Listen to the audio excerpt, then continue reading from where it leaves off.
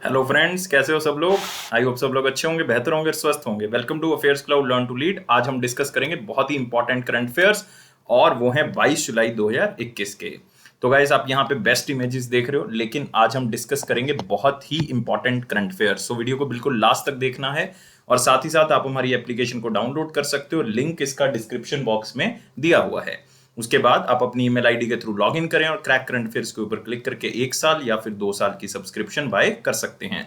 इसका price already बहुत कम है, लेकिन दोस्तों याद रखना है कि 90 से 95% तक हम वो करंट अफेयर कवर कर रहे हैं जो आपके एग्जाम में आपको मिलेगा। यही अफेयर्स क्लाउड की खासियत है। लेकिन ये करंट अफेयर किस तरह से कवर होगा? डेली करंट अफेयर्स करवाए जाएंगे आपको। इसमें 3 तरह के सेक्शंस होंगे: detail current affair, question and answer format और क्विज होगा, जो कि डेली आप हमारी एप्लीकेशन के ऊपर आके अटेम्प्ट कर सकते हो। और दोस्तों वीकली करंट अफेयर्स होंगे। वीकली में भी आपको 3 सेक्शंस मिलेंगे: detail current affair, question and answer format और क्विज होगा, जो कि आप हर हफ्ते हमारी एप्लीकेशन के ऊपर अटेम्प्ट करोगे। Next monthly most important section है दोस्तों। 4 पीडीएफ्स मिल रही हैं, डिटेल करंट अफेयर्स मिल रहे हैं, क्वेश्चन एंड आंसर फॉर्मेट में बेस्ट 100 करंट अफेयर्स की एक अलग से पीडीएफ मिलेगी, वो भी क्वेश्चन एंड आंसर फॉर्मेट में।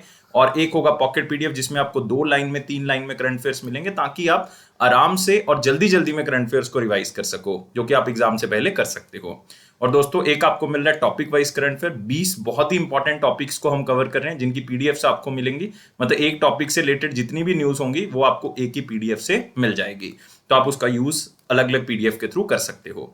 तो दोस्तों जो बैंकिंग एस्पिरेंट्स हैं उनके लिए 3 चीजें मिल रही हैं: डिटेल और क्वेश्चन एंड आंसर फॉर्मेट में current affair only banking and economy के। एक होगा क्विज, जो कि आप हमारी एप्लीकेशन के ऊपर अटेम्प्ट कर सकते हो हर मंथ।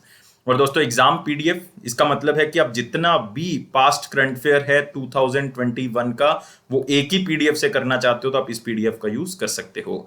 और बजट और इकोनॉमिक सर्वे भी मिलेगा। डिटेल तो मिलेगी मिलेगी, लेकिन एक्सपेक्टेड क्वेश्चन एंड आंसर भी बताए जाएंगे, जो एग्जामिनर आपसे पूछ सकता है।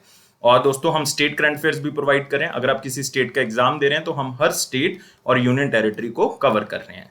तो ये सारी चीजें आपको एक ही सब्सक्रिप्शन के अंदर मिलेंगी। इसके अंदर आपको ऐसे नहीं कि अलग अलग प्राइस पे करना है, सिर्फ आपने हमारी एप्लीकेशन को डाउनलोड करना है। डाउनलोड करने के बाद लॉगिन करना है और क्रैक करंट अफेयर्स के ऊपर क्लिक करने के बाद आप 1 साल या फिर 2 साल की सब्सक्रिप्शन बाय कर सकते हैं। इसका प्राइस ऑलरेडी बहुत कम है, उसके ऊपर भी 10% एक्स्ट्रा डिस्काउंट अगर आप ASH10 कोड का यूज करेंगे। और गाइस आप इस ईमेल आईडी पे हमें संपर्क कर सकते हैं और इस नंबर पे कांटेक्ट कर सकते हैं। अगर आपकी कोई भी प्रॉब्लम है, उसको सॉल्व किया जाएगा। तो 22 जुलाई 2021 के करंट अफेयर स्टार्ट करते हैं, लेकिन स्टार्ट करने से पहले सारे बच्चों से रिक्वेस्ट करूंगा, वीडियो को लाइक करना है, शेयर करना है और चैनल को सब्सक्राइब करना है। यही 3 चीजें प्रोवाइड करके आप हमें मोटिवेट भी करोगे और साथ ही साथ आप हमें सपोर्ट भी प्रोवाइड करोगे। और आप हमारे टेलीग्राम ग्रुप को ज्वाइन कर सकते हो ऑफिशियल नोटिफिकेशंस के लिए। और मोस्ट इंपॉर्टेंट क्वेश्चन से शुरुआत करेंगे आज की। और पहला क्वेश्चन क्या है हमारे पास, ध्यान से इसको नोट करना है।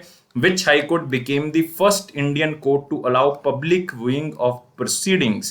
मतलब जो भी कोर्ट के अंदर की प्रोसीडिंग्स होंगी, जो भी कोई केस चल रहा होगा, उसको लोग जो है वो सुन सकते हैं, देख सकते हैं ऑनलाइन। इसके लिए यूट्यूब का प्लेटफॉर्म जो है वो चुना गया है। और ये कौन सी कोर्ट की बात कर रहे हैं दोस्तों? गुजरात हाई कोर्ट की हम बात कर रहे हैं। तो याद रखना है आंसर आपके पास क्या होगा? सी होगा। तो आप देख सकते हैं Gujarat high court to become the first high court in India to allow public viewing of the proceedings. तो आप कैसे देखोगे? लाइव स्ट्रीमिंग होगी इसकी यूट्यूब चैनल पे। मतलब आप हमारी वीडियो अभी देख रहे हो, तो अगर आप इसके बाद आप यूट्यूब खोल के देखोगे, जब भी सुबह देखोगे, तो उसकी मतलब आप यूट्यूब पे जो है वो गुजरात हाई कोर्ट लिख के उसको सर्च करो और आप वहां से उसकी लाइव स्ट्रीमिंग देख सकते हो और केसेस को सुन सकते हो। स्पेशली जो आप हमारे कह सकते हैं कि जो हमारी पूरी की पूरी लॉयर फैकल्टी है, वो यहाँ पे चेक कर सकती है। Live streaming of proceeding will cater to dissemination of the information.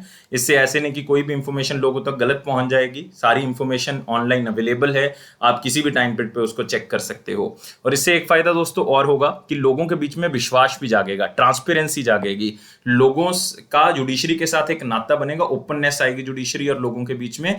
और जो विश्वास लोगों का जुडिशरी से आप कह रहे हो खत्म हो रहा है, वो यहां पे जो है वो क्या होना स्टार्ट होगा? दोबारा से एक नया स्टैब्लिश होना स्टार्ट होगा। और सुप्रीम कोर्ट ने भी ऐसा करने के लिए जो कहा है कि हम भी लाइव स्ट्रीमिंग जल्दी स्टार्ट करेंगे। मतलब सुप्रीम कोर्ट में भी जो है वो जल्दी क्या हो सकता है? स्टार्ट हो सकता है।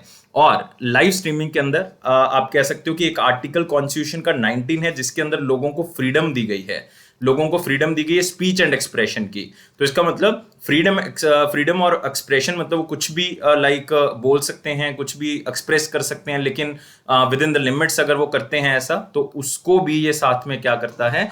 फुलफिल करता है। मतलब लोगों को ट्रांसपेरेंसी प्रोवाइड करता है, अगर लोगों को कुछ जानने की इच्छा है तो वो भी यहां से क्या हो जाती है, कवर हो जाती है। तो याद रखना है कौन सी हाई कोर्ट की बात कर रहे हैं हम, गुजरात हाई कोर्ट की बात कर रहे हैं। और टोटल हाई कोर्ट्स दोस्तों आपको पता है देश के अंदर कितनी हाई कोर्ट्स हैं, 25 हाई कोर्ट्स हैं दोस्तों देश के अंदर, याद रखोगे, बहुत ही इंपॉर्टेंट है।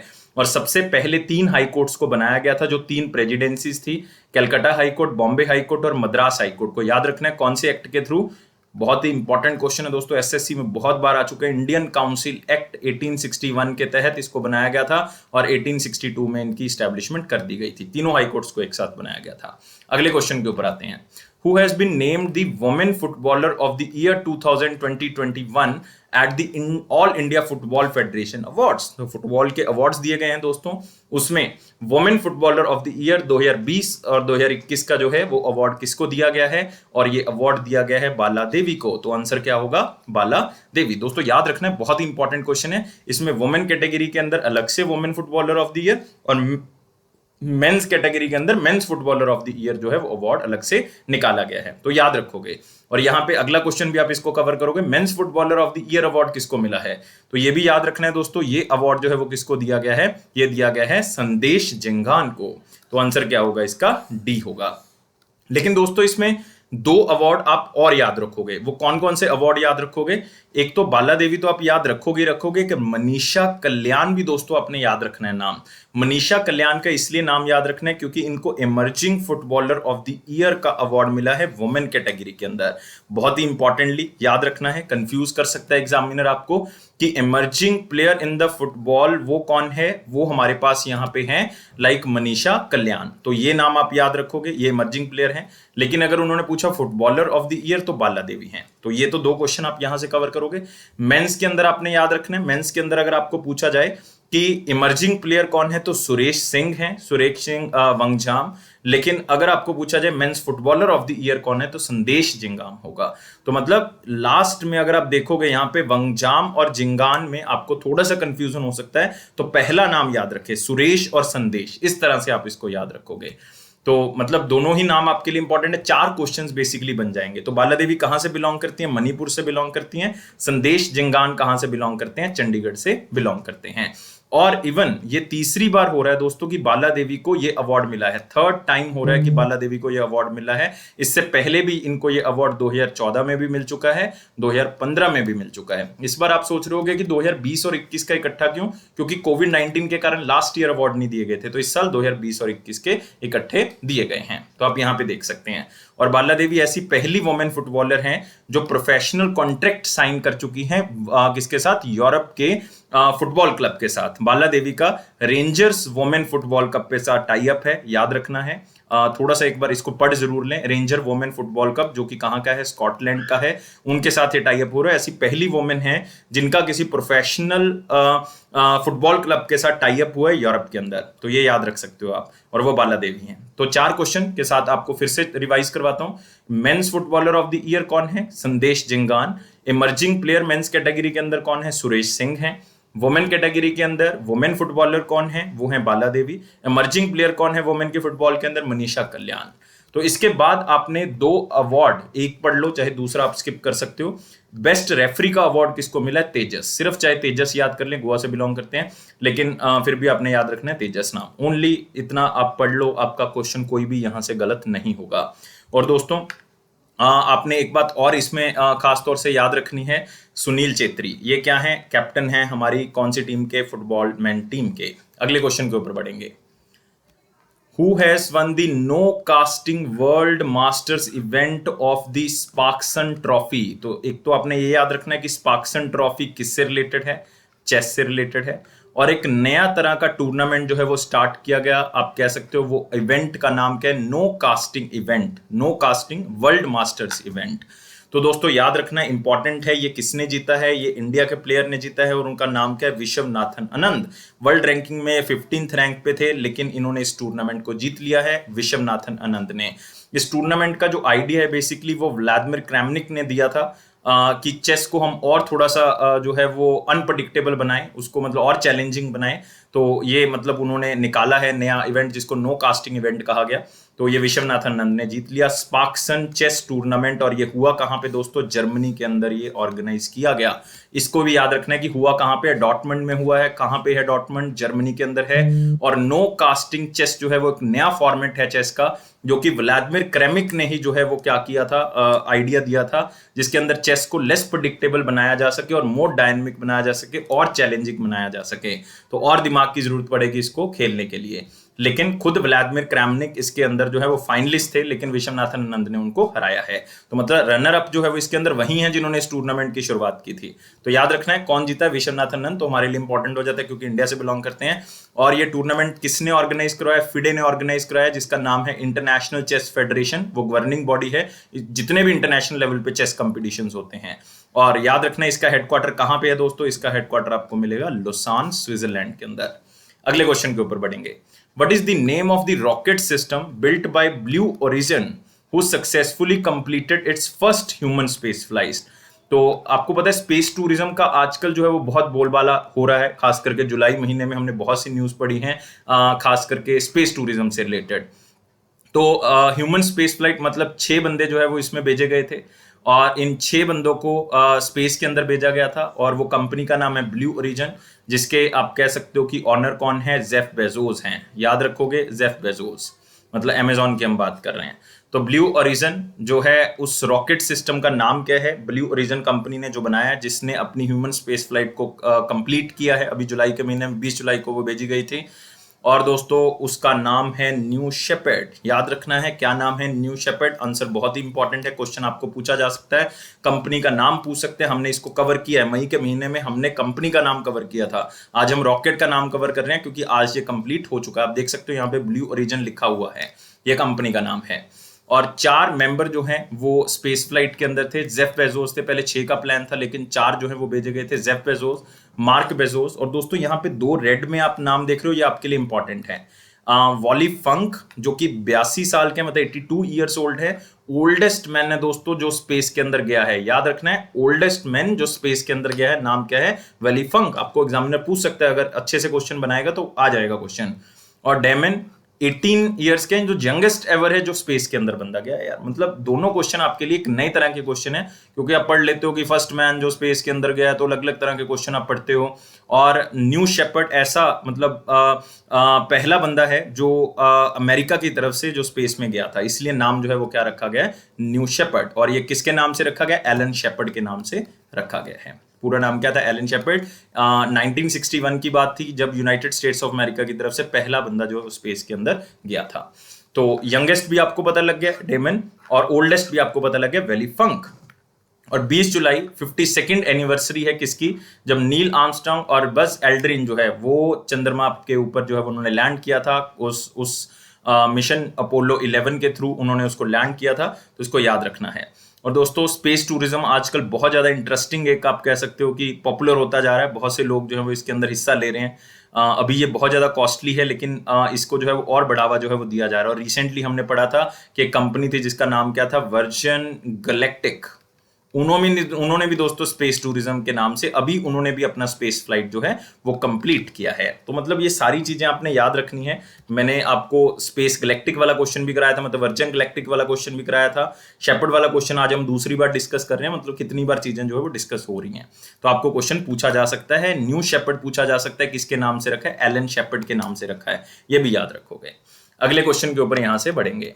तो मोस्ट इंपॉर्टेंट क्वेश्चन खत्म कर चुके हैं, वेरी इंपॉर्टेंट क्वेश्चंस के ऊपर आते हैं। वीडियो को लाइक करना है, शेयर करना है और चैनल को सब्सक्राइब जरूर करना है। इन तीनों चीजों से आप हमें मोटिवेशन भी प्रोवाइड करोगे और साथ ही साथ आप हमें सपोर्ट भी प्रोवाइड करोगे। और दोस्तों टेलीग्राम ग्रुप को ज्वाइन कर लें, लिंक डिस्क्रिप्शन बॉक्स में दिया हुआ है। पहला क्वेश्चन क्या कहता है, which state will introduced 1 block 1 product scheme. फिर से इंपॉर्टेंट हो गया, 1 ब्लॉक 1 प्रोडक्ट स्कीम, मतलब एक ब्लॉक में एक प्रोडक्ट जो है वो बनाया जाएगा और उससे क्या होगा, नई आप कह सकते हो एंटरप्रेन्योर्स, नए बिजनेसमैन जो हैं वो आगे बढ़ेंगे। और यहाँ पे हम कौन सी स्टेट की बात कर रहे हैं ये आपने जरूर याद रखना है। कर्नाटका आंसर आपको यहाँ पे नहीं मिलेगा, मध्य प्रदेश भी आंसर नहीं है, असम भी आंसर दोस्तों नहीं है, मणिपुर भी नहीं है। इसका मतलब चारों ही आंसर नहीं है। आंसर क्या है इसका, हरियाणा। तो तो याद रख लो, आंसर क्या होगा, हरियाणा होगा। ऑप्शन के अंदर आपको नहीं मिलेगा। तो हरियाणा के जो डिप्टी चीफ मिनिस्टर हैं दुष्यंत चौटाला जी, उन्होंने इस स्कीम को लॉन्च किया है। वन ब्लॉक वन प्रोडक्ट, एक आपको याद होगा one district one product Uttar Pradesh की स्कीम है। वो एक डिस्ट्रिक्ट में एक प्रोडक्ट बनाने वाले लोगों को उसको उत्साहित करेंगे और उसको आगे बढ़ाएंगे। एमएसएमईज इंडस्ट्रीज बढ़ेंगी तो यहाँ पे एम्प्लॉयमेंट अपॉर्चुनिटीज भी बढ़ेंगी।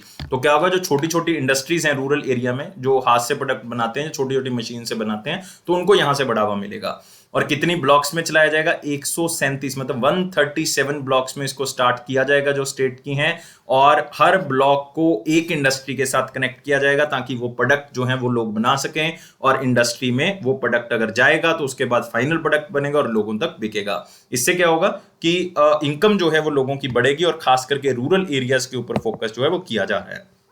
और दोस्तों इससे क्या होगा कि लोगों को कॉमन सर्विस मिलेगी, सब लोग एक ही प्लेटफॉर्म को यूज करेंगे जब एक इंडस्ट्री के साथ कनेक्ट होंगे। पैकेजिंग, ट्रांसपोर्टेशन, अकाउंटेंसी, ये सारी चीजें जो है वो एक जगह पे लोगों को प्रोवाइड कर दी जाएगी। और एक बहुत ही अच्छा आप कह सकते हो इन्वायरमेंट जो है वो हरियाणा गवर्नमेंट की तरफ से लोगों को दिया जाएगा। हरियाणा गवर्नमेंट ऑलरेडी जो है वो यूपी की तर्ज पे ही one district one product already start कर चुकी थी। वो भी micro small and medium industries के लिए किया था। ये यूपी भी ऑलरेडी स्टार्ट कर चुका, अब तो बहुत सी स्टेट्स ने स्टार्ट कर दिया है। तो हरियाणा ने भी ऑलरेडी इसको स्टार्ट, अब वन ब्लॉक वन प्रोडक्ट की बात हो रही है, तो इसको और भी नीचे लेके जा रहे हैं ताकि मैक्सिमम टू मैक्सिमम लोग जो है वो इसके साथ जुड़ सके। तो सिंपल है, इंडस्ट्रियल प्रोडक्ट्स ये बनाएंगे और इनका आत्मविश्वास भी बढ़ेगा और आत्मनिर्भर भी होंगे। और यहाँ पे बात कर रहे हैं हम हरियाणा स्टेट की। चीफ मिनिस्टर कौन है, मनोहर लाल खट्टर जी। और दोस्तों यहाँ के गवर्नर कौन है, बंडारू दत्तात्रेय जी, जो कि पहले हिमाचल प्रदेश के गवर्नर थे। नेक्स्ट आपने याद रखना है यहाँ पे नेशनल पार्क, एक आपने याद रखना है सुल्तानपुर नेशनल पार्क, और एक याद रखना है कालेसर नेशनल पार्क। ये दो नेशनल पार्क इंपॉर्टेंट है। अगले क्वेश्चन के ऊपर आते हैं दोस्तों। अगला क्वेश्चन है हमारे पास, Which country has unveiled a new maglev magnetic levitation transportation system reported to the world fastest ground vehicle available? मतलब धरती पे चलने वाला सबसे फास्टेस्ट व्हीकल जो है वो इसको माना गया है अभी तक का। और इसका नाम क्या है, मैगलेव ट्रांसपोर्टेशन सिस्टम। मैगलेव का दोस्तों मतलब आप जरूर याद रखोगे, मैगलेव का मतलब है मैग्नेटिक लेविटेशन। और ये कौन सी कंट्री ने रिसेंटली इसका फेस टेस्ट किया है, वो है चाइना। दोस्तों आंसर याद रखेंगे, आंसर क्या होगा, चाइना। मतलब सबसे बड़े काम जो है वो चाइना ही कर रहा है आजकल। कोविड से उबर चुका है, कोई केसेस नहीं आ रहे हैं, तो गॉड नोस कि कैसे उन्होंने ये किया है, लेकिन वर्ल्ड्स फास्टेस्ट ट्रेन मैगलेव जो है वो उन्होंने, मतलब ये मैग्नेटिक सिस्टम के थ्रू चलती है, इसलिए इसको नाम दिया गया मैग्नेटिक लेविटेशन। और इसकी मैक्सिमम स्पीड आप देखो कितनी है, 600 किलोमीटर पर आवर। मतलब आप सोच सकते हो कि कितना मतलब तेजी से चलती होगी, इवन एज्यूम भी नहीं कर सकते हम। और मैगलेव का मतलब है मैग्नेटिक लेविटेशन, और ये एक ऐसा ट्रेन ट्रांसपोर्टेशन सिस्टम है जिसमें electromagnetic force and levitates above the track and there will be no contact between the body of the train and rail। तो मतलब कोई भी कांटेक्ट नहीं होगा, लेकिन मैग्नेट के थ्रू जो है वो क्या करेगी, आगे इलेक्ट्रोमैग्नेटिक फोर्स के थ्रू मूव करेगी। तो देख सकते हो कि किस तरह का इनोवेशन, किस तरह की चीजें जो है वो हमारे सामने आ रही हैं। और चाइना ऑलरेडी साइंटिफिक और टेक्नोलॉजिकल अचीवमेंट्स खास करके रेल सिस्टम के अंदर बहुत आगे लेके जा रहे हैं, ट्रांसपोर्ट सिस्टम के बहुत आगे कर रहे हैं। और इसमें जनरली क्या होता है, दो मैग्नेट्स जो हैं वो आमने सामने रखी जाती हैं, जिसके थ्रू एक रिपेल करती है और एक पुश करती है ट्रेन को आगे चलाने के लिए। तो मतलब एक नया तरह का सिस्टम, और वैसे भी क्लीन एनर्जी के ऊपर फोकस कर ही रहे हैं, तो इससे हम जो है वो यूज करेंगे। और चाइना जो है वो ऐसी टेक्नोलॉजी को मतलब लेके आ रहा है, और 20 साल से वो इसके ऊपर काम भी कर रहा है। तो मतलब आगे भी ये और भी सक्सेसफुल होगा। 600 क्या हम और भी अचीव करेंगे, और चाइना में आ चुका है तो इंडिया में भी जरूर आएगा। तो हम वेट एंड वॉच है इंडिया के अंदर, लेकिन चाइना के अंदर आपने इसको याद रखना है। और मैगलेव ट्रेन ट्रांसपोर्टेशन है, और इसमें क्वेश्चन आपको एग्जामिनर क्या पूछेगा, वर्ल्ड फास्टेस्ट ग्राउंड व्हीकल जो है वो उसका नाम बताएं या कौन सी कंट्री ने उसको यूज किया है। नेक्स्ट आते हैं, which company officially started the delivery of first missile of medium range surface to air missile, जिसको हम MRSAM भी कहते हैं। मीडियम रेंज, SAM का मतलब है सरफेस टू एयर मिसाइल, नाम ही ऐसे रखा हुआ है इसका। तो ये जो है वो इंडियन एयरफोर्स को डिलीवर की गई है, ये याद रखना है, इंडियन एयरफोर्स को, IAF को डिलीवर की गई है। और ऑफिशियली उसने फर्स्ट मिसाइल बना के दे दिया। और वो कंपनी कौन सी है, भारत डायनेमिक्स लिमिटेड, जो कि आपको कहां पे मिलेगी, हैदराबाद के अंदर दोस्तों, तेलंगाना के अंदर आपको इसका हेडक्वार्टर मिलेगा। तो आप देख सकते हो, Bharat Dynamic Limited flags off the first medium range surface to air missile to Indian Air Force. ये इंडियन एयरफोर्स के लिए इसको स्पेशली बनाया गया है। तो इंडियन एयरफोर्स को दिया गया, इसका रिस्पॉन्स हाई है। रिएक्शन टाइम बहुत ही अच्छा है, वर्टिकली जो है वो इसको लॉन्च किया गया एज ए सुपरसोनिक मिसाइल, और इसको ज्वाइंटली डेवलप किया है डीआरडीओ ने, और एक इजराइल की एरोस्पेस इंडस्ट्री है उसने इसको डेवलप किया, मतलब इंडिया और इजराइल ने इसको डेवलप किया है। डीआरडीओ के बारे में याद रखेंगे, हेडक्वार्टर न्यू दिल्ली है, हेड कौन है, जी सतीश रेड्डी। और इसकी रेंज कितनी है दोस्तों, 70 किलोमीटर की पूछा जा सकता है, स्पीड नहीं पूछेंगे, स्पीड मैक 2 है, लेकिन आपने याद नहीं रखना, ना ही आपको पूछना है। और जो ये हमारे पास medium range surface to air missile है, इसके अलग अलग वेरिएंट्स हैं, इंडियन आर्मी के लिए अलग है, इंडियन नेवी के लिए जो है वो अलग है, इंडियन एयरफोर्स के लिए जो है वो अलग है। तो ये याद रखना है, तीनों अलग अलग वेरिएंट्स हैं और तीनों के लिए अवेलेबल हैं, लेकिन फिलहाल इन्होंने इंडियन एयरफोर्स को इसको डिलीवर किया है। और दोस्तों भारत डायनेमिक लिमिटेड हमारे लिए वैसे भी इंपॉर्टेंट है, क्योंकि भारत डायनेमिक लिमिटेड जो है वो आकाश मिसाइल को भी बना रहा है। आकाश मिसाइल जो कि सरफेस टू एयर मिसाइल है उसको बना रहा है, और वो भी इंडियन आर्मी को जो है वो डिलीवर किया जाएगा, उसका नया वर्जन जो है वो आकाश का बनाया जा रहा है। तो सारी चीजें याद रखनी है जितनी मैंने आपको बताई हैं। अगले क्वेश्चन के ऊपर बढ़ेंगे। यू ग्रो कैपिटल कंपनी का नाम है, U grow Capital made a co lending partnership with which bank to lend MSMEs. आपको पता है कि को लैंडिंग पार्टनरशिप का आजकल बहुत ट्रेंड है। एक बैंक आप कह सकते हो, एक साथ में जुड़ जाती है कोई NBFC, non banking financial company, दोनों आपस में जुड़ के जो है वो क्या काम करते हैं, को लैंडिंग प्लेटफॉर्म करते हैं। मतलब कुछ पैसा एनबीएफसी देगी, कुछ पैसा कौन देगा, बैंक देगा। तो दोनों मिलके जो है वो बेसिकली क्या प्रोवाइड करेंगे, लोन प्रोवाइड करेंगे। और याद रखना है दोस्तों, ये को lending partnership U grow Capital के साथ किसने साइन किया है, बैंक ऑफ बड़ौदा ने साइन किया है। और आरबीआई की गाइडलाइंस हैं जो कि उन्होंने 2020 में लास्ट में नवंबर दिसंबर में उन्होंने जारी की थी, उसके अकॉर्डिंग उन्होंने कहा था कि जो 20% पैसा होगा बेसिकली एनबीएफसी जो है वो मिनिमम टू मिनिमम जो है वो 20% जो है वो क्रेडिट रिस्क जो है वो अपनी बुक्स में शो करेंगे। मतलब ये उन्होंने कहा हुआ कि बैंक 80% कर सकता है, लेकिन एनबीएफसी जो है वो 20% मिनिमम करेंगे। तो इसी पार्टनरशिप के तहत एक को लैंडिंग प्रोग्राम भी स्टार्ट किया गया जिसका नाम क्या है, प्रथम। अब ये पूछा जा सकता है कि प्रथम नाम का को लैंडिंग प्लेटफॉर्म किसने स्टार्ट किया था। अब आपको पता है यू ग्रो, और साथ में किसका, बैंक ऑफ बड़ौदा, तो सर ने करवाया हुआ है तो याद रहेगा। लॉन्च टू डिस्पर्स लोन, कितना लोन देंगे, 1000 करोड़ तक का लोन जो है वो उन्होंने देना है, ये टारगेट रखा गया है। और टोटल लोन अमाउंट जो है वेरी करती है, 50 लाख भी किसी को दिया जा सकता है, 2.5 करोड़ तक भी दिया जा सकता है, मिनिमम और मैक्सिमम अमाउंट है।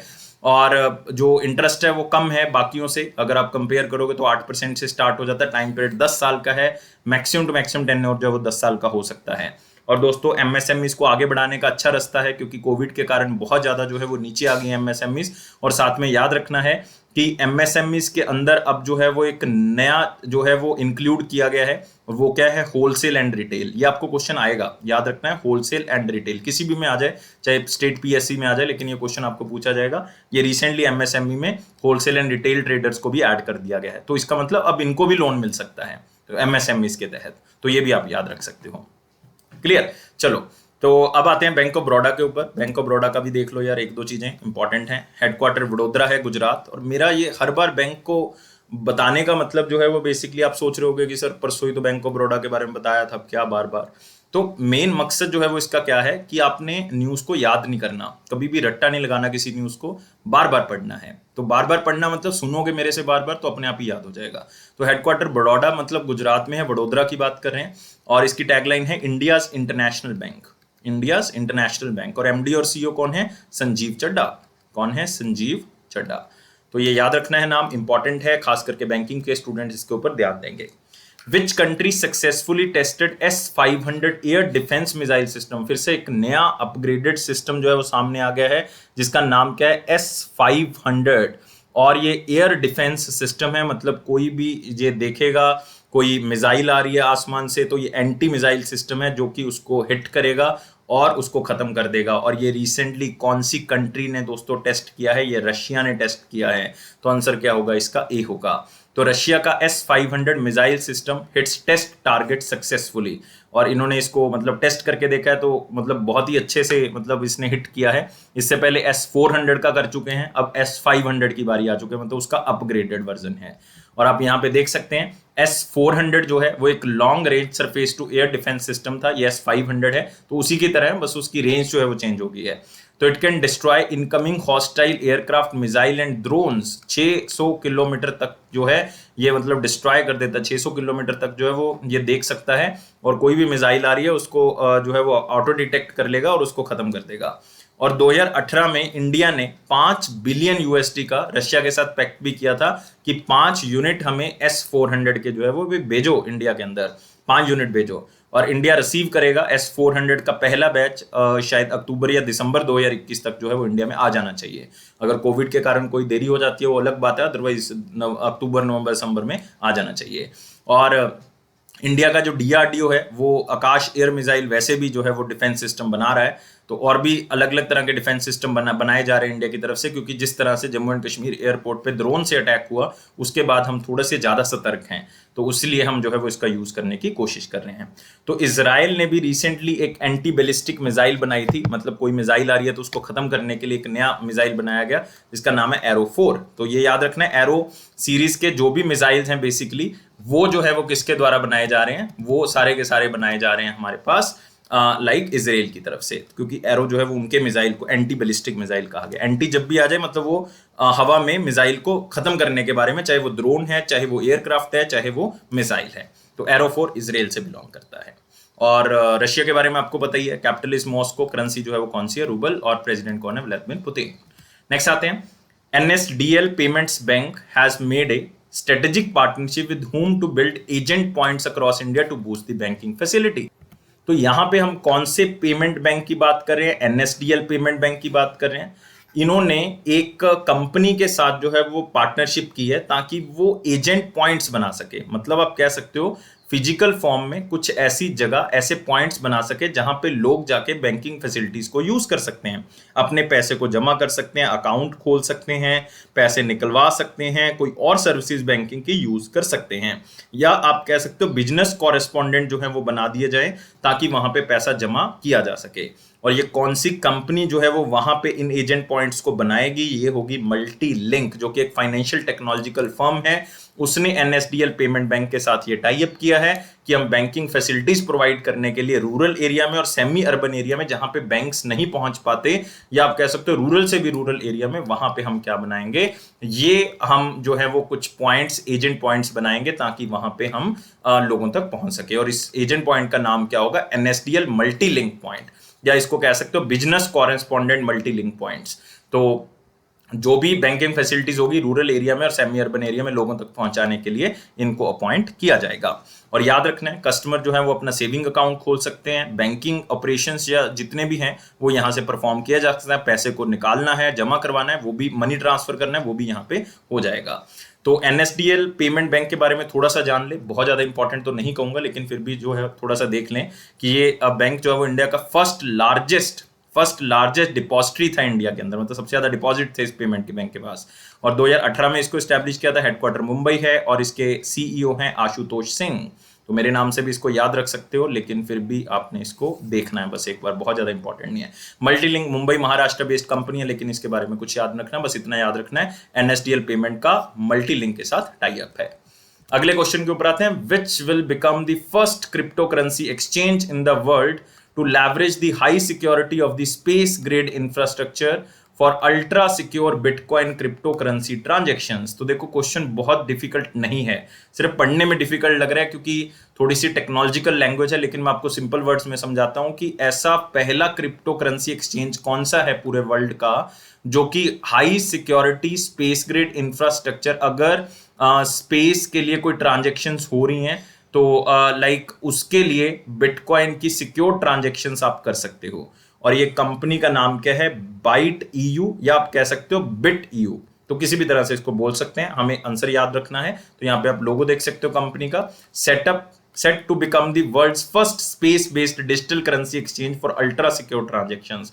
तो स्पेस के अंदर अगर आपने कोई ट्रांजैक्शन करनी है, लाइक दो कंपनीज की जो स्पेस कंपनीज है उसमें कोई ट्रांजैक्शन होनी है, तो आप जो है वो आराम से कर सकते हो इस प्लेटफॉर्म के थ्रू। और BitU India made a partnership with space chain for this, उन्होंने आगे एक कंपनी के साथ टाई अप किया है और उस कंपनी का हमारे पास नाम क्या है, दैट इज स्पेस चेन। तो इसमें स्पेस चेन करेगा क्या, एक स्पेस नोड बनाएगा for BitU and install it on the YAM-2 satellite. तो एक सैटेलाइट के ऊपर लॉन्च किया जाएगा जो कि रॉकेट जो है वो स्पेस में लेके जाएगा। और the mission will be executed by satellite operator loft orbital. अब अगर वहां पे पहुंच जाता है ये YAM-2 सैटेलाइट, तो उसके अंदर ये स्पेस नोड ऑलरेडी इंस्टॉल होगा। और वो कौन इंस्टॉल करेगा? Space chain. किसके कहने पे? बिटयू इंडिया के कहने पे। अब बिटयू इंडिया जो है वो एक्सचेंज है, क्रिप्टो करेंसी एक्सचेंज। तो इसका मतलब जब YAM-2 सैटेलाइट के ऊपर ये स्पेस नोड लग जाएगा तो आप स्पेस से भी जो है वो आप ट्रांजेक्शन जो है वो सिक्योरली कर सकते हैं। तो आप बिटकॉइन क्रिप्टो करेंसी के अंदर जो है वो ट्रांजेक्शन्स आराम से हो सकती है। मल्टी सिग्नेचर बिटकॉइन ट्रांजेक्शन्स होंगी ये। मतलब मल्टी स्टेज टेक्नोलॉजी का मतलब है कि एक प्राइवेट की जो है वो ऑथराइज की जाएगी बिटकॉइन ट्रांजेक्शन्स के लिए क्रिप्टो वॉलेट एड्रेस के ऊपर, और जो कि मोर सिक्योर ट्रांजेक्शन है सिंगल सिग्नेचर मेथड से। अदरवाइज तो क्या होता है, एक जगह पे ही आपको पूछा जाता है। अदरवाइज इसको 3 या 4 लेयर्स में डिवाइड किया जाएगा, 3 या 4 बार वो सिक्योर पेमेंट के थ्रू आपको पूछेगा कि आप पेमेंट कर रहे हैं, तो उसके बेस पे। तो मतलब एक बहुत ही अच्छा सिस्टम तैयार किया जा रहा है स्पेस एक्सचेंज के लिए। ट्रांजेक्शन हो सकती हैं, और ये कौन कर रहा है? बिटयू। अगर बहुत ज्यादा टेक्निकल आपको लग रहा है तो क्वेश्चन को छोड़ना नहीं है, सिर्फ इतना ही याद कर लें जितना आपको यहाँ पे दिख रहा है। अदरवाइज बहुत ज्यादा इसको डीप लेके जाने की जरूरत नहीं है, क्योंकि टेक्नोलॉजिकल बेस्ड है। सारे लोग जो है वो इतने सक्षम नहीं होंगे, टेक्निकल बैकग्राउंड नहीं हो सकती, तो इसलिए जो है वो आपको इतना ही चीज जो है वो जानना है। नेक्स्ट आते हैं, which company launched a new health indemnity insurance policy named optima secure. तो सिर्फ एक पॉलिसी का नाम याद रखना है, क्या है? Optima secure. ये इंश्योरेंस पॉलिसी जो है वो कौन सी कंपनी ने स्टार्ट की? HDFC Ergo. स्पेशली जो बच्चे इंश्योरेंस एग्जाम की तैयारी कर रहे हैं वो जरूर याद रख लें कि ऑप्टिमा सिक्योर नाम से एक हेल्थ इंश्योरेंस पॉलिसी जो है वो स्टार्ट की गई है, और HDFC आर्गो की तरफ से स्टार्ट किया। बहुत ही सिंपल क्वेश्चन है, चाहे उतना याद कर लें जितना स्लाइड में लिखा हुआ है। तो इंश्योरेंस प्लान जो है वो गारंटी प्रोवाइड करेगा लिस्टेड नॉन मेडिकल एक्सपेंसेस के ऊपर। तो मतलब जितने भी आपके एक्सपेंसेस हो रहे हैं नॉन मेडिकल, उसको जो है वो एक लिस्ट तैयार की गई है, उसको जो है वो आपको क्या करेगा? इंश्योर करेगा। और 4 गुना ज्यादा जो है वो सम इंश्योर कर देगा कस्टमर्स को। कोई एडिशनल चार्ज नहीं लिया जाएगा 2 साल के अंदर अंदर। मतलब अपग्रेड हो जाएगा अपने आप ही, राशि 4 गुना बढ़ जाएगी आपकी इंश्योरेंस की, लेकिन कोई एडिशनल चार्ज जो है वो कंपनी की तरफ से नहीं लिया जाएगा। और इसमें 5 लाख से लेकर 2 करोड़ रुपए तक का इंश्योरेंस हो सकता है। तो बहुत ज्यादा डिटेल में जाने की जरूरत नहीं, एग्जामिनर कुछ ऐसा पूछने वाला नहीं आपको, सिर्फ इतना पूछेगा कि ये प्लान जो है वो कौन सी कंपनी ने स्टार्ट किया, और इसमें कुछ नहीं पूछा जा सकता। अगले क्वेश्चन के ऊपर आते हैं, who wrote an autobiography the stranger in the mirror. ये क्वेश्चन आपको मिल सकता है SBI में, याद रखना है the stranger in the mirror, क्योंकि ऑटोबायोग्राफी आ गई और वो भी बहुत फेमस फिल्म मेकर हैं। नाम क्या है उनका? राकेश ओम प्रकाश मेहरा। बहुत सी एड्स बनाई हैं इन्होंने, मूवीज बनाई हैं बहुत ज्यादा। अभी भी इन्होंने एक मूवी रिलीज की है जिसका नाम है तूफान, तो शायद आपने देख ली होगी। तो राकेश ओम प्रकाश मेहरा नाम जरूर याद रखेंगे, शायद चेहरा आपने देख के रखा होगा, विदु विनोद चोपड़ा जी के साथ दिखते हैं काफी बार। तो इस बुक को देखो, फॉरवर्ड किसने किया? AR रहमान ने। आफ्टरवर्ड किसने किया? आमिर खान ने। तो देखो बहुत बड़े बड़े नाम हैं, और आमिर खान के साथ वैसे भी ये बहुत सी मूवीज बना रहे हैं। लाइक रंग दे बसंती इन्होंने बनाई थी, मतलब one of the most famous movie, तो वो भी इन्होंने बनाई थी। तो राकेश ओम प्रकाश मेहरा, और इसमें साथ जो है वो किसने दिया है? रीता रामामूर्ति गुप्ता ने। सिर्फ नाम एक बार पढ़ लें, RR गुप्ता, ताकि थोड़ा सा याद रहे कि हाँ RR गुप्ता सर ने कहीं बताया था, तो आप फटाफट जो है वो आंसर लगा दोगे कि हाँ राकेश ओम प्रकाश मेहरा की ऑटोबायोग्राफी है। और इसमें उनके लाइफ इवेंट्स के बारे में लिखा हुआ है। बाय डिफॉल्ट अगर ऑटोबायोग्राफी है तो सारी चीजें लिखी होंगी कि किस तरह से वो फिल्म मेकर बने हैं, किस तरह से जो है वो स्टार्ट हुई थी लाइफ, किस तरह से वो फिल्म इंडस्ट्री में आए हैं। तो ये सारी चीजें जो है वो उन्होंने यहाँ पे प्रकाशित जरूर की होंगी। और दोस्तों एक बात और इसमें याद रखनी है कि इन्होंने बहुत ज्यादा एड फिल्म्स को डायरेक्ट किया जो आप छोटे होते हुए देखते थे, कोक की, पेप्सी की, अमेरिकन एक्सप्रेस की, और भी इंटरनेशनल ब्रांड्स। और मैं बता चुका हूँ रिसेंटली तूफान मूवी जो है वो भी जो है उसके अंदर भी इनका सहयोग है। तो मतलब मूवीज याद नहीं रखनी कि कौन कौन सी हैं, ना ही आपको जो है वो किसी ने पूछना है कि कौन कौन सी मूवी जो है वो उन्होंने डायरेक्ट की है, ना ही किसी ने जानना है। सिर्फ इतना याद रखना है कि क्या क्या इसके अंदर जो है वो बेसिकली बताया गया। तूफान, मिर्जा लेडी, लाइक बाग मिल्खा बाग, दिल्ली 6, है ना, ये सारी मूवीज जो हैं वो इनकी ही हैं, याद रख सकते हो आप। अगले क्वेश्चन के ऊपर आते हैं। Important questions, very important questions भी खत्म कर चुके हैं, इंपॉर्टेंट क्वेश्चंस के ऊपर बढ़ रहे हैं। लाइक करना है, वीडियो को शेयर करना और चैनल को सब्सक्राइब करना, और दोस्तों साथ ही साथ टेलीग्राम ग्रुप को भी ज्वाइन कर लें। क्वेश्चन क्या है? Who launched quarterly industrial outlook survey and services and infrastructure outlook survey। देखो 2 सर्वे जो है वो यहाँ पे रिलीज किए गए, और वो क्वार्टरली सर्वेज हैं, ये याद रखना है। और उन दोनों सर्वेज का दोस्तों नाम यहाँ पे लिखा हुआ है कि कौन कौन से सर्वे हैं वो यहाँ पे आप देख सकते हो। एक सर्वे का नाम है इंडस्ट्रियल आउटलुक सर्वे, मतलब IOS, एक का है services and infrastructure outlook survey. Quarterly survey हैं, और ये कौन जारी करता है? RBI। कंफ्यूज ना हो जाइए कहीं इंडस्ट्रियल आउटलुक सर्वे देख के सिडबी लगा दो, है ना, सिडबी आंसर गलत हो जाएगा, है ना, या एक्सिम बैंक लगा दो, आंसर गलत हो जाएगा। नीति योग भी नहीं करता, तो आरबीआई करता है। तो RBI to assess performance of manufacturing sector, manufacturing sector को देखने के लिए 4 क्वार्टर्स के बेसिस पे ये परफॉर्मेंस जो है वो बताई जाती है, और साथ ही साथ ये बताया जाता है कि कितना हमने जो है वो एक्सपेक्ट करना है Q3 में, क्योंकि ये Q2 का है दोस्तों। Q2 का मतलब है, मैं बात कर रहा हूं कौन से महीने की, यहां पे बात कर रहा हूं मैं जुलाई से लेके सितंबर तक की, क्योंकि अप्रैल मई और जून का मतलब है कि वो फर्स्ट क्वार्टर हो गया, फिर अब जुलाई अगस्त और सितंबर का क्या हो जाएगा, सेकंड क्वार्टर। ये रेफरेंस पीरियड है इस सर्वे का, तो ये याद रखोगे। नेक्स्ट आते हैं दोस्तों वन लाइनर इंपॉर्टेंट पॉइंट्स में, और इसमें पहला पॉइंट है कि Kerala bank launched a new loan scheme जिसका नाम है केरला बैंक स्मगर। तो आपको क्वेश्चन पूछने के चांसेस कम है, क्योंकि क्वेश्चन के अंदर ही जो है वो स्कीम का नाम है केरला बैंक स्मगर, लेकिन आपको पूछा जा सकता है कि बैंक स्मगर नाम से जो है वो किसने स्कीम को लॉन्च किया, थोड़ा सा इंटरेस्टिंग बना के पूछा जा सकता है। तो सिर्फ इसका मतलब क्या है कि जो इंफ्रास्ट्रक्चर डेवलपमेंट है, प्राइमरी एग्रीकल्चर क्रेडिट कोऑपरेटिव, जो हमारा थर्ड टियर है कोऑपरेटिव्स का, प्राइमरी एग्रीकल्चर क्रेडिट कोऑपरेटिव, उनको जो है वो पैसा दिया जा सके, तो मतलब लोन जो है वो दिया जा सके इनको, नई जॉब अपॉर्चुनिटीज बन सके, रूरल एरिया को डेवलप किया जा सके कोविड-19 के कारण। और आपने एक बात और याद रखनी है कि केरला ने रिसेंटली एक स्कीम लॉन्च करने के बारे में कहा, अभी लॉन्च हुई नहीं है, लेकिन वो करेंगे इसको लॉन्च। नाम क्या है, नाम नोट कर लें अपनी कॉपी के ऊपर, इसका नाम है मातृ कवचम। याद करें इसको, मातृ कवचम। मातृ मतलब मदर, कवचम मतलब कवच, मतलब उसको प्रोटेक्शन। तो ये कोविड-19 वैक्सीन जो है वो सारी जो प्रेग्नेंट वोमेन है उनको प्रोवाइड करनी है। ये मातृ कवचम जो है वो किसका है, केरला का है। Next, Ariel Henry appointed as the prime minister of Haiti. तो दोस्तों हमने रिसेंटली डिस्कस किया था कि जो हैती के प्राइम मिनिस्टर थे, प्रेसिडेंट थे, उनको जो है वो असेसिनेट कर दिया गया था। असेसिनेट कर दिया गया था, उनका नाम क्या था, जोवेनल मॉइस। याद रखना है क्या नाम था, जोवेनल मॉइस। उनको असेसिनेट मतलब मार दिया गया था। तो वो प्रेसिडेंट थे, तो प्राइम मिनिस्टर वो अपॉइंट करके गए थे जाने से पहले, मतलब उनकी डेथ से पहले वो प्राइम मिनिस्टर अनाउंस करके गए थे, तो अब उनको प्राइम मिनिस्टर लगा दिया गया, और नाम क्या है, एरियल हेनरी। तो याद रखना है, जो जोवेनल मॉइस हैं वो प्रेसिडेंट थे, ठीक है, प्रेसिडेंट थे। तो अब प्राइम मिनिस्टर जो है वो अपॉइंट कौन किया गया, एरियल हेनरी को। सिर्फ इतना याद रखें, हैती के बारे में याद रख सकते हैं। एरियल हेनरी प्राइम मिनिस्टर है, कैपिटल पोर्टो प्रिंस है, पोर्टो प्रिंस, इसको लिखते कैसे हैं, port AU Prince, Porto Prince. और करेंसी कौन सी है, हैथियन गॉड, GOURDE, या गॉड है, किसी भी तरह से याद रख सकते हो। अगला है NCGTC issues guidelines for 50,000 LGSCAC to improve health insurance. तो बहुत ही डिफिकल्ट सा क्वेश्चन लग रहा है, तो सबसे पहले तो मीनिंग जान लेते हैं। यहां पे आप देख रहे हो NCGTC, इसका मतलब क्या है, National Credit guarantee trustee company limited. तो इन्होंने एक ऑपरेशनल गाइडलाइंस जो है वो इशू की हैं 50,000 के लोन के लिए, 50,000 करोड़ लोन गाइडेंस स्कीम। मतलब इसका मतलब क्या है, लोन गाइडेंस स्कीम, CAS का मतलब क्या है, दैट इज कोविड-19 अफेक्टेड सेक्टर्स, मतलब loan guidance scheme for COVID affected sectors. और ये किसने इशू किया है, National Credit Guarantee Trust Company ने इशू किया है। तो इसमें क्या होगा, जिसमें मेडिकल इंफ्रास्ट्रक्चर को बनाया जाएगा नॉन मेट्रो एरियाज में। याद रखना है, मेडिकल इंफ्रास्ट्रक्चर को बनाया जाएगा, क्योंकि ये कोविड अफेक्टेड एरियाज के लिए वहां पे मेडिकल इंफ्रास्ट्रक्चर अगर अच्छा होगा, कल को ऐसा कुछ और होता है तो हम उसको क्या कर सकते हैं, इंप्रूव कर सकते हैं। तो सिर्फ इतना याद करें, अदरवाइज इसमें कुछ खास इंपॉर्टेंट है नहीं। Next, Oxfam India report highlighted sharp inequalities in the health indicators. तो आपको पता ही है कि मेन और वुमेन के अंदर स्पेशली जो हमारे पास लिटरेसी है, सैनिटेशन है, उसमें बहुत ज़्यादा इनक्वालिटीज जो है वो पाई गई हैं। तो एक रिपोर्ट इशू की गई है, इंडिया इनक्वालिटी रिपोर्ट 2021। तो इसका कैप्शन क्या है, India's unequal health care story और health care story by Oxfam life. तो ऑक्सम लाइफ की तरफ से ये प्रेडिक्ट की गई, और इसमें बताया गया है कि कास्ट के बेसिस पे, रिलीजियस पे बेसिस पे, क्लास या जेंडर के बेसिस पे हेल्थ जो है वो कईयों को बहुत जल्दी प्रोवाइड कर दी जाती है हेल्थ केयर, और कईयों को जो है वो बिल्कुल भी हेल्थ केयर नहीं मिलती।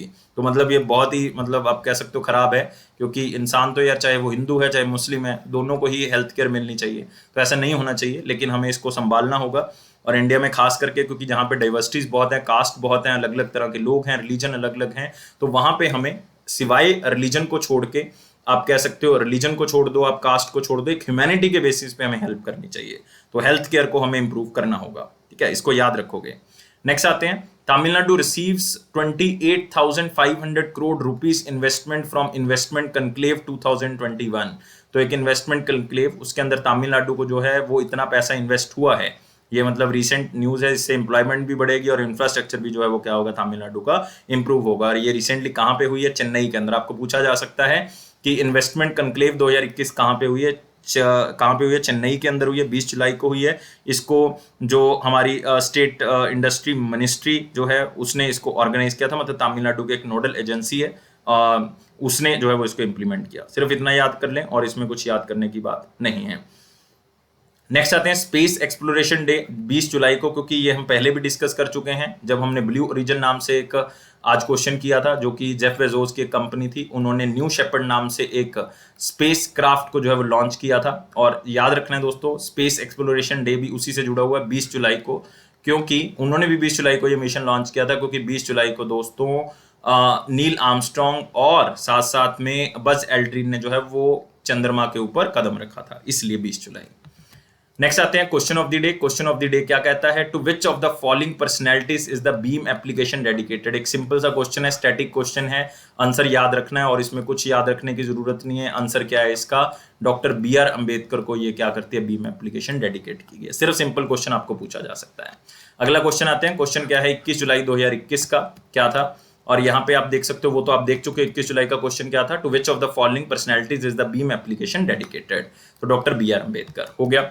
अब आते हैं question of the day. Question of the day दोस्तों क्या कहता है, ये कहता है व्हाट इज डाउटफुल एसेट।